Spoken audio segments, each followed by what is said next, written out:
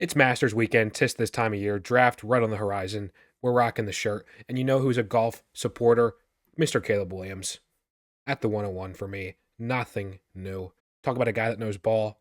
Followed Rory McIlroy en route to his 65 at the Players Championship about a month or two ago.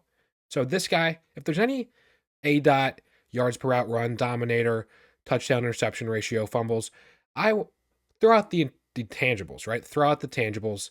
Let's talk about, do you know ball? And Caleb Williams, there's a correlation. Good quarterbacks with golf. Peyton Manning, Pat Mahomes, Josh Allen right now. You've got even a guy like Tony Romo, Tom Brady.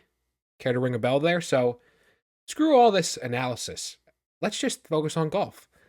Jokes aside, Caleb Williams, he goes 101 in this 7-round mock draft. We're using Chris Trapasso of CBS Sports, 7-round mock. We're not obviously going to go through that entire mock. Link in the description to check it out yourself. But the 102, it is not Marvin Harrison. It's Drake May. Drake May, for me, he goes to Minnesota. Minnesota trades up, and he actually slips out of the top 3, top 4. Minnesota trades up. They get their guy Drake May at 5. That would make me really excited. I already am so convicted in the player. And I've talked about, look, last mock, Marvin Harrison going to the Chargers would be, I think, really the scenario for me that would flip this. But in this case, Drake May goes to Minnesota at 5. And then Marvin Harrison Jr. goes his most often 4th overall to the Arizona Cardinals. I think, again, this is an incredible top 3 of your super flex drafts. You're getting high-end quarterbacks, high-end receivers, and that trend continues with, well, a Jaden Daniels who goes 2nd overall to the Washington Commanders. That just seems to be the most popular mock draft pick right about now. If that happens, I'm not really sure. Drake May seems like the CJ Stroud, so to speak, of last year, where he just kind of gets a lot of negativity, not as much steam relatively as some other guys. And maybe, look, it turns out that he, again, is the 2nd quarterback drafted, 2nd player drafted. But nonetheless, in this scenario, Jaden Daniels goes to Washington with Cliff Kingsbury. Going to have, look, Terry McLaurin there. I like the Washington situation for sure. So can't pass up on a Jaden Daniels here. At 5, though, I can't pass up on his teammate, Malik Neighbors, who goes 6th overall to the New York Giants, which, or 5, I guess, excuse me. No, 6. He does go 6. Yes, he goes 6th overall to the New York Giants. Just because it's a bad team, I view that as opportunity. So I'm not going to pass up the chance to get an absolute stud in the same tier. I've been saying it as a Marvin Harrison Jr. The receiver run, so to speak, continues early in this draft with Rome Odunze, who goes 9th to the Chicago Bears. Now, look, I just talked about Rome Odunze, Malik Neighbors, some potential dynasty doomsday scenarios in my most recent video of them potentially going to a team that we'll get into who picks a receiver actually very shortly. But with Rome Odunze going to the Bears, I know, oh, well, there's DJ Moore. Oh, there's Keenan Allen. For me, it's 2 things. Obviously, well, on the surface, there's Rome Odunze's talent. Then there's the quarterback longevity being connected, of course, to a Caleb Williams, which I think it really can't get too much better than that for quarterback situation. And then you think about dynasty cycles, we're talking 5-6 years of separation relative to a DJ Moore. So with DJ Moore entering into his prime and then out of it in the next assumingly 2-3 years, and you've got Keenan Allen maybe another year or 2. Then it's really full steam ahead for Rome Odunze, and already, look, he has competent pieces on the surface to function an NFL offense that can support him in some way. So he doesn't have to go out and put up a top 12 wide receiver 1 season. If he's a top 20 guy, if he puts up a Garrett Wilson-esque season, 1,000 yards, I mean, it's going to be incredible wheels up for Rome Odunze for his dynasty trajectory. At the 107 for me, this is where we go back to the quarterback well with a J.J. McCarthy, who goes 3rd. Reason why Drake May slips, well, you've got 3rd New England Patriots grabbing J.J. McCarthy, a Michigan quarterback, once again. Think they maybe know that route or not? Nonetheless, you can't pass on J.J. McCarthy at this point. I know he's not everyone's favorite, not everyone's cup of tea by any means, but I can't disrespect and overlook the talent, at least the NFL recognition, to such an extent beyond this.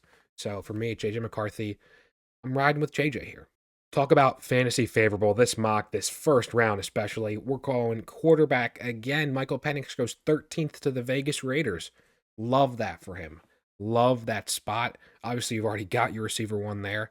You've got decent pieces along the offensive line. Really an upstart team in the Raiders with Antonio Pierce at the helm. Really insane value here at the 108, and it really continues at the 109.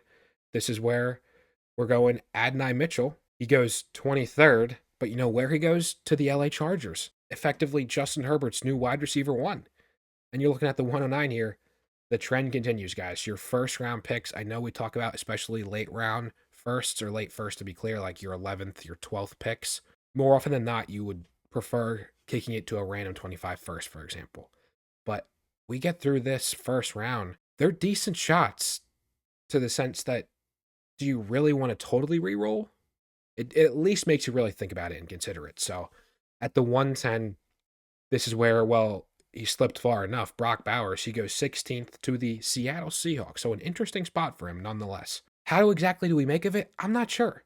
It's a new OC there with Ben Grubb, obviously coming from Washington, where you featured guys like Devin Culp, Jack Westover. Not obviously your brand name tight ends, but nonetheless guys that were relatively utilized to some degree. Although, of course, you look at the receivers they had with an Adunze, a McMillan, a Polk. Well, there's JSN, DK, Lockett. So it's interesting. It's interesting. I'm not totally sold as much as I would have otherwise if he went to the Colts, for example, if he went to the Bengals, for example.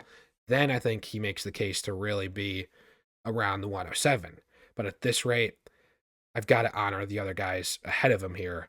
Brock Bowers, it's still, look, the talent, it doesn't mean the talent just disappears, okay? It's just a function of the other many, many picks in this draft. 111, this is where we go, Mr. Brian Thomas. Brian Thomas Jr. goes to the New York Jets at 10th. I kind of foreshadowed this. I hinted at this a little bit earlier in this video, but even in my most recent, before this video, the most dangerous picks in the NFL draft, it's the Jets at 10. Framed it, though, highlighted it in the lens of if they were to get a Neighbors or a Dunze, because those are guys who are on the same plane, the same prospect level for sure as a Garrett Wilson was. Brian Thomas isn't quite to that degree. So I'm not as worried in this event for Garrett Wilson's value as I would have been for an Odunze or Malik Neighbors. I am then somewhat not worried, but we know what the ceiling is going to be, I think, with Brian Thomas in New York. Let me know in the comments if you think I'm way too low on Brian Thomas here. I just think it's a function of spot and the degree to which other players receive capital in their spot. This gets at the value of this draft, the strength of it. And at the 112, if there's any further indicator, it's a Ladd McConkey who goes 33rd, first pick of the second, via a trade back by the Buffalo Bills. Who do they trade with? We'll just address it right here at the 201 with Mr. Xavier Worthy. So you've got McConkey, Worthy at the 1-2 turn, so to speak. Guys that are already pretty highly thought of and well regarded, I would say, in the community. We talk about guys that could emerge as primary options where there already is a Josh Allen, of course. That's, I think, the tiebreaker here for sure for Ladd McConkey at 12. I like the Carolina situation. Okay, maybe it's a hot take, but I like at least where it's trending, where it's going. I got to recognize Xavier Worthy, who goes ahead of Ladd McConkey, the trade we just talked about in this mock. The Panthers at 28th overall. Really nice value I think you're getting here in the early second round. And that continues for a little bit. It gets a little bit murky. We go on to the 2-2. It's still clear to me where we've got Xavier Legette, 34th to the New England Patriots. So he's going to effectively be J.J. McCarthy's new guy, the new target, the new number one, in my view, there in New England. I want to bet on opportunity, especially here in the second. We're playing a game where we're betting on upside, relevance. We're taking swings. What better position than receiver? What better set of circumstances than a completely new, blown up, overhauled NFL situation? For me, at the 203, this is where we go. Dynasty darling for the community at large. It's Troy Franklin. Troy Franklin goes 49th to the Cincinnati Bengals here. I got to respect it. I got to honor it. I'm not the biggest Troy Franklin guy, to make it clear again and again. Just as I've respected J.J. McCarthy, and maybe I'm a little bit higher than most, I've got to still respect it for guys that I'm not in love with this draft prospect. So Troy Franklin here at the 203. At the 204, for me, this is where we see RB1. RB1, it's Trey Benson, who, look, it's not the greatest landing spot at 54th to the Cleveland Browns. Nick Chubb, recovering from injury, past, I would say, his prime, maybe just past it. How early does Nick Chubb see the field, though? And so I think this is a big opportunity for a Trey Benson. And look, maybe once 2024, we're done with it, a nice Trey Benson season early, and then obviously maybe his role gets somewhat reduced, or maybe he builds up enough steam to retain a role significantly, at least to the point where Nick Chubb, maybe not in Cleveland after this year. Interesting running back landing spot for the Browns, that is. At the 205, for me here, we go back to the receiver well, and it's going to be Mr. Malachi Corley, 64th to the Kansas City Chiefs.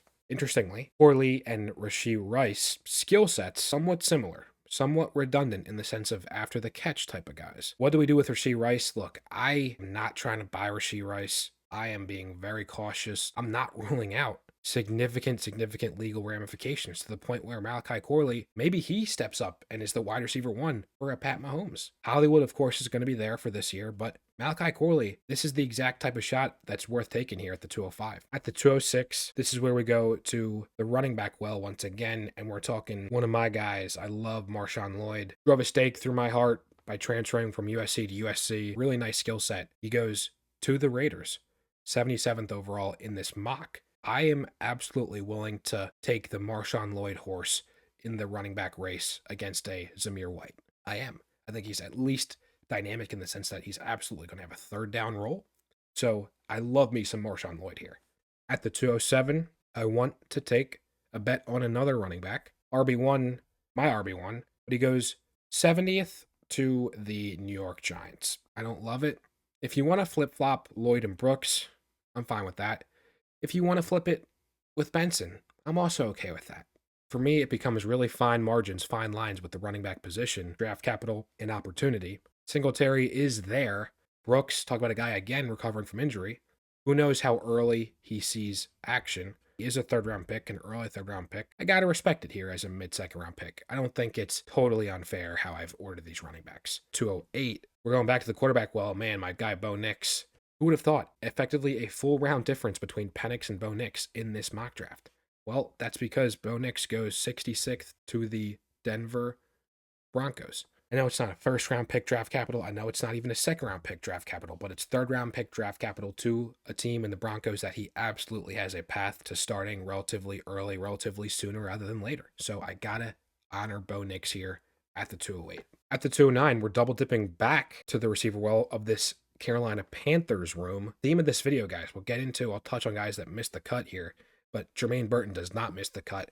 He goes to the Panthers at pick 65, so the beginning of the third round. And look, I really like that for Jermaine Burton. That's significant draft capital. He's got a chance. Look, a very different player than a Xavier Worthy, but he nonetheless already has an in. He's got the connection with a Bryce Young, so really have to respect that. You're in the late second. At the 210, this is where we go. Staying in the SEC, Ricky Pearsall to the Colts at pick 55. So decent draft capital. And this gets at an incredible run on receivers that we know is going to happen. Late day one, even into day two, day three. There's just too many of them. For me, look, of course, there's already Michael Pittman there. There's already a Jonathan Taylor there. Anthony Richardson's skill set. There's a Josh Downs there. So it's a little bit murky. I can't really pick any higher for Ricky Pearsall relative to how the other chips in this draft played out, so to speak. At the 211, second to last, it's again making an appearance in this. We've got Ben Sinnott, if I can learn how to type, here at the 211. He goes 83rd to the Rams. And so, again, this is a tight end premium mock. So I'm going to honor Mr. Ben Sinnott, who walks in as potential tight end one. You've got Higbee dealing with injury. The tight end one of the future. No, he's not going to have a Puka Nacua-esque year by tight end standards, but have a very relevant rookie year. Rounding out Mr. Irrelevant, so to speak, in this two-round mock. Still very relevant, I think, in a dynasty context. It's not a mock for me if I can't include Keon Coleman at the 212 here. He goes, look, we addressed it earlier, hinted at it. The theme is double dipping by teams at the receiver position. It's 101 overall. but it's to the Buffalo Bills. And again, you talk about who started or actually didn't start, who actually again went 12 picks around ahead of him. It's his teammate now, Lad McConkey. Different styles, different flavors. I think, look, no Diggs, no Gabe Davis. There's a lot of opportunity to go around there in Buffalo. I know there's a Curtis Samuel, but still, come on. I know people say clear Shakir season. No. I'm going to give the edge to guys that the team has invested much more recently, more significantly, in my view. So that rounds out this 2-round mock, guys. Notables that missed out. Look, I talked about this draft pick in my latest video. The Philadelphia Eagles, the 53rd pick, they go Jalen Polk here. I just can't. A wide receiver 3, he's just the odd man out in that offense for me. He's an early 3rd-round pick for sure, but nonetheless, Javon Baker, he goes 73rd to the Lions. So it's an interesting spot, very interesting offense. Can he maybe usurp a Jameson Williams there? Josh Reynolds as a I guess no, Reynolds isn't there anymore. Is he wide receiver 3? I think that's more than likely the answer. Got Braylon Allen, 88th to the Green Bay Packers. Just don't like it. Don't like it at all. And then you also have, again, double dipping in the receiver while we had Ricky Pearsall go here 210. A guy like Roman Wilson goes 82nd also to the Colts. So just really, really weird. Some double dip scenarios for teams at the receiver position. Let me know how that would impact your guys' evaluation of these receivers. Hopefully you enjoyed this video, guys, this mock. I think it was a very nice, little bit of a shakeup in a lot of ways. So we are preparing. We're doing our due diligence. I will see you guys in the next video. Have a great weekend.